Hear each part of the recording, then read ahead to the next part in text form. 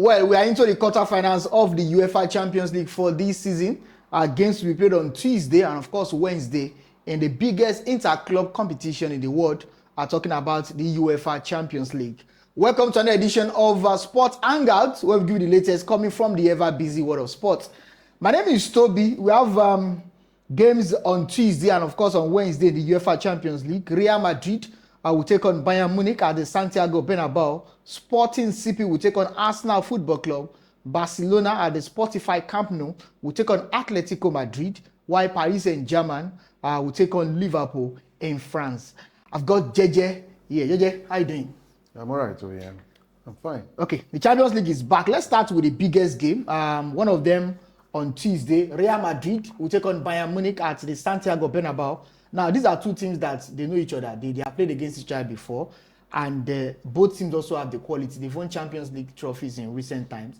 Real Madrid at the Santiago Bernabeu, they seem to have gotten back their mojo. They seem to have gotten back to groove right now. They are winning games, scoring goals. Kylian Mbappe is back from injury. And most of our guys are back from injury as well. They are facing Bayern Munich. The first leg will be at the Santiago Bernabeu. How do you think this will pan out? Great game. Yeah, it's the biggest game of the time. Yeah. Well, Real Madrid, Bayern Munich. It's a game that offers, a lot of spectacle for us and a nostalgic moment too, because they played. I think they played recently in 2023, 2024 semi-finals. Yeah. Madrid won that 2-1 first leg and 2-2 the second leg. So Madrid hedged Bayern Munich on that.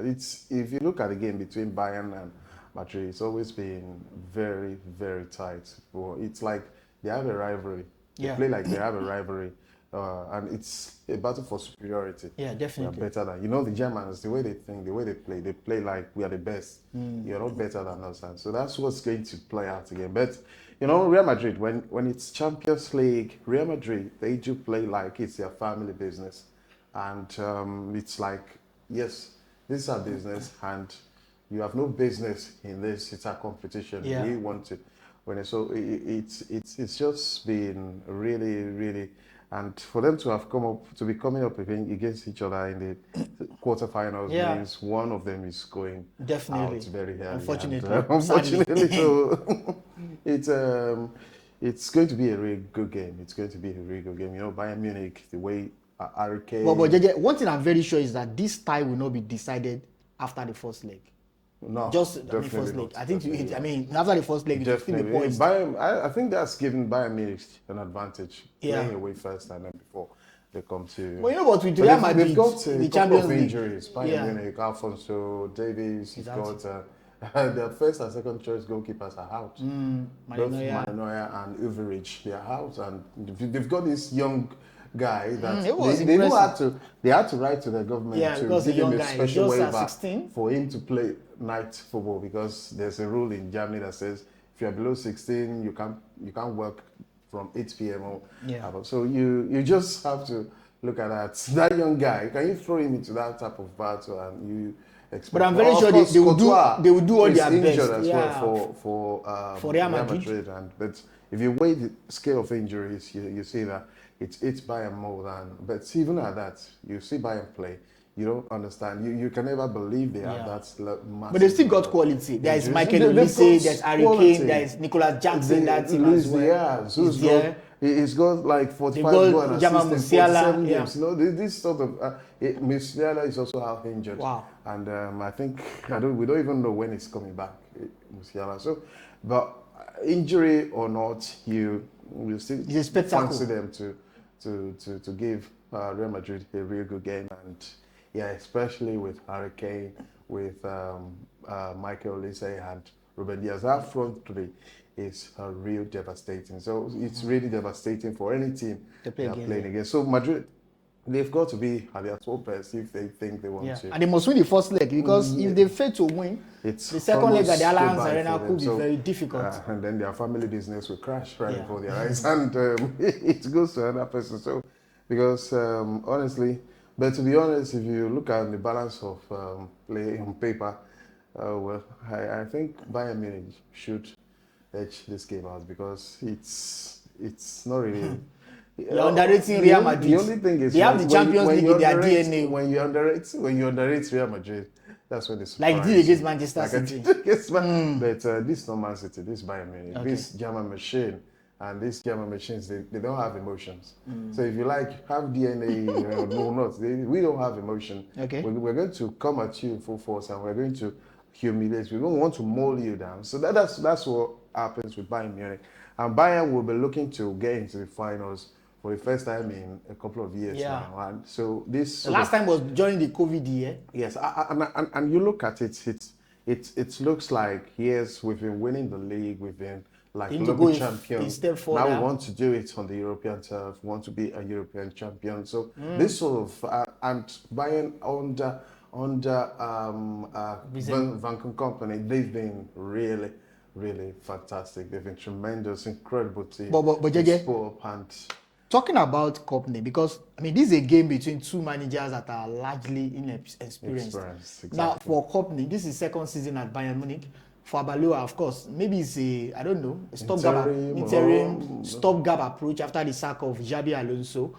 Do you think that will play a part in this game? Both managers are inexperienced. Talking about the UEFA Champions League. By the way, Abaloa used to play for Real Madrid. He also won a couple of Champions League trophies for Real Madrid. So he understands the pressure that comes with playing the Champions League game. But this is different because he will be in the dugout. He's not going to play on the field of play.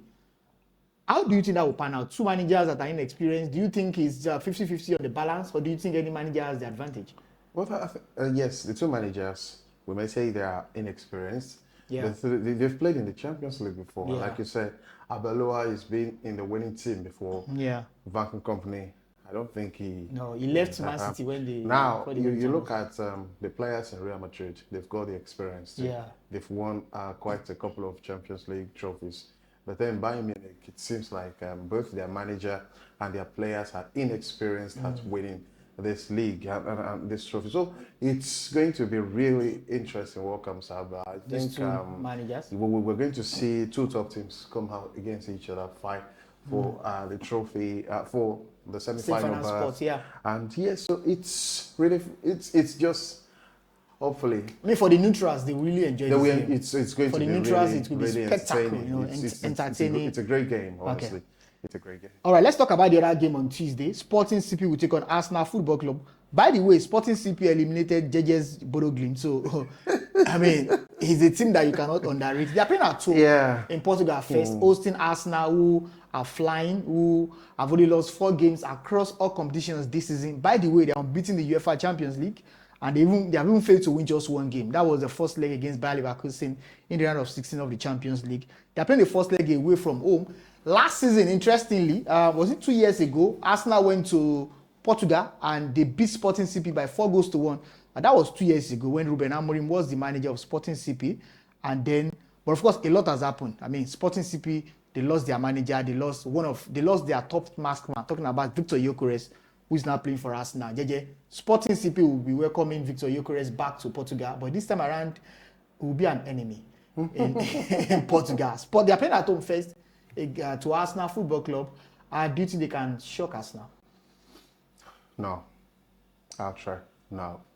And the reason is Arsenal, they are the most complete team left in this competition. But they almost lost the game to Leverkusen in the first leg in Germany. If not for that, but they didn't lose almost. They got a penalty late on, So they are beatable. They are beatable, but they have not been beaten. Okay. That makes them the most complete team left. In Champions League. In the Champions League. You look at the structure, you look at the aggression, you look at how efficient Arsenal have been. Yes, they are the most complete. But they also have some injury concerns, JJ. We don't know whether it's dark arts, but you know that most of these first team players have full HA, Declan Rice, Bukayo Saka, Noni Madueke, Jurgen Timber, Saliba, Gabriel. I mean, these are like 8 or 9 players out injured. Even Zubimendi has joined them. It's impossible that all these players are injured together. Okay. It's dark arts, it's mind games, call it whatever you can call it. That's what Arsenal are playing at right now. It's impossible that all nine first team players are going to get kill us now. No, if that happens, then I think Sporting will be chomping at the bit. They'll be smiling at their luck, and hopefully first leg they beat Arsenal really comprehensively, because second leg that might be too much for them if they don't really take the advantage. So you think that for Sporting to beat Arsenal, to eliminate Arsenal from this competition, they need to beat Arsenal in the first leg in Portugal? If they fail to beat Arsenal, they need the to Emirates, do that well. Like 2-0? Not just 2-0, yeah. you three in the north of 3 goals upward. And, is that possible against Arsenal? They are always set up for counter-attacks, really, Sporting. And they are very aggressive, honestly. They are a very aggressive side. They are young, talented players, and they want to, they don't give you breathing space. But if you look at the way they played against Bolo Glimt, yes, they had that comeback, that remontada. But the first leg was just they were drab, shambles. They were inefficient. And so if they can, anything can happen in football. Yeah. But then I don't think it can so happen that Sporting will eliminate Arsenal even in the quarterfinals. I think I see Arsenal getting to at least the semi-finals this season. But yeah, let's talk about Victor Gyökeres. I mean, do you think that he has anything to? Do you think he has anything to prove to Sporting CP? Remember that last summer when Arsenal wanted to sign Victor Gyökeres, it was a tug of war between Sporting CP and Arsenal Football Club. Arsenal had like 3 bids rejected by Sporting CP, and I remember the Sporting CP president was very angry because Victor Gyökeres at the time he threatened to go on strike. Of course, he actually went on strike. He wanted to force that move to Arsenal. He eventually got his wish later in the summer transfer window, and then Arsenal got him for something in the excess of 60-something million pounds. They got Victor Gyökeres. But do you think that Victor Gyökeres has anything to prove to Sporting CP, especially with the way he left that club? It's not the first time that a player will leave a football club and come back and want to prove something. Yeah. It's especially if they left on an acrimonious circumstance. Yeah. Yes, I think that's the situation with Victor Gyökeres. He didn't leave with the on a good note with the fans. So I think it's going to receive a really old-style welcome reception. A reception. So, but that could spoil him. That could spoil him to. That will certainly spoil him to want to prove himself against Sporting, and he could get a couple of goals, and he could even celebrate. We saw that with Adebayo sometimes when he joined Manchester City. So it's not like it's the first time a player wants to do that. Sometimes a team, they leave a player released on a free, and then the player comes back, scores, and but it doesn't mean that they've made a mistake. But I think they got good money now. They got good money. The president then was trying to hold Victor Gyökeres to ransom. They had a gentlemanly agreement. He didn't want to fulfill. Didn't want to. We don't know whether a lot of things came out, reports like that. But I think Victor Gyökeres has got to be level-headed. He's got to be level-headed, unless emotion can play too much in him, and then he gets sent off if he's not careful, and that can upset the rhythm and balance of Arsenal. All right, let's talk about another game. Barcelona will take on Atletico Madrid. Now, these two teams, I don't know how many times that they are going to meet this season. They have met in the league, they met in the Spanish Copa del Rey, and then they are meeting again in the UEFA Champions League. Now, by the way, Atletico Madrid eliminated Barcelona from the Spanish Copa del Rey, and they are facing each other again in the Champions League. The first leg will be at Camp Nou, Spotify Camp Nou, on Wednesday. Barcelona up against Atletico Madrid. Hansi Flick will take on Diego Simeone once again. And for Barcelona, well, this international break has not been good to them because they've lost Rafinha, who has been fantastic for Barcelona. He's out for 5 weeks. That's not good news for Hansi Flick. They've still got some other players like still Marcus Rashford, Lamine Yamal, Robert Lewandowski, and the rest, but losing Rafinha is actually a big blow to Barcelona. Barcelona up against Atletico Madrid. By the way, Ademola Lookman is scoring goals for Atletico Madrid. And I remember he was a thorn in the flesh of the defense of Barcelona in the Spanish Copa del Rey, and they are meeting against the Champions League. The first leg will be at the Spotify Camp Nou. How do you think this will pan out? Do you think that Diego Simeone can get the best of Barcelona over 2 legs? Remember, even the Spanish Copa del Rey, he lost the second leg. But 3-0. Very close. Against Barcelona again. Barcelona against Atletico Madrid. How do you think this will pan out? Yeah, Barcelona and Atletico Madrid. Tough game. Over the years. Spanish affair. It's always been pure La Liga madness. Yeah. It's a case of pure madness. Two teams with different a sharp contrast in style of play. Yeah. Identity is quite different. It's different for us to see. You have Barcelona who they play this high line, they play this beautiful possession football. They want to style you in, do everything to perfection. But you have Atletico Madrid. They don't care really much about attacking you. They just want to sit back, soak in all your pressure, and then hit you on the counter. And yes, if you look at the front line, Atletico Madrid's front line, they've got really fantastic players, fast, really quick players, and players with great precision on the counter. So they've been drilled. They're well drilled to play that style of formation. And against Barcelona now, the thing is, both of them have played each other week almost year in year out, and so it's going to be a tough one. Tough one. You don't expect you expect goals here. Expect goals because of Barcelona's style of play.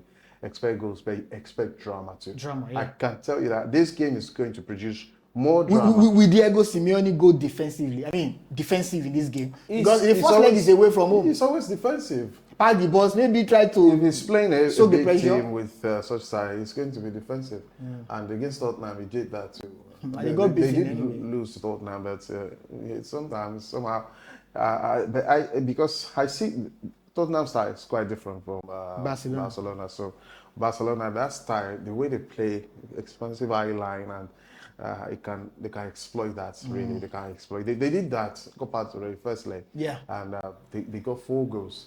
If Diego Simeone gets 4 goals first leg this away from home. If it does, it can happen. If it happens, it will be 4-4. 4-0. If he does get 4-0. No, the first leg will be in Barcelona. Yes, I'm saying if he does get 4-0 first leg this I don't think that will happen. There's no way it's going to. Even if he gets 2-0. Yeah. He's not going to surrender those 2 goals in the second leg. He must not win the first leg. They win away from home. That Metropolitano will be tough. Yeah. It's going to be hell for Barcelona. So it's a case of Barcelona just getting it right now. Otherwise, it's going to be too much, I think, for them in the second leg. So you can pass all the ball you have. And then let me just defend like my life depends on it. That's Atletico Madrid. And then when the time comes, when I see the perfect opportunity, I take it and I knock you out.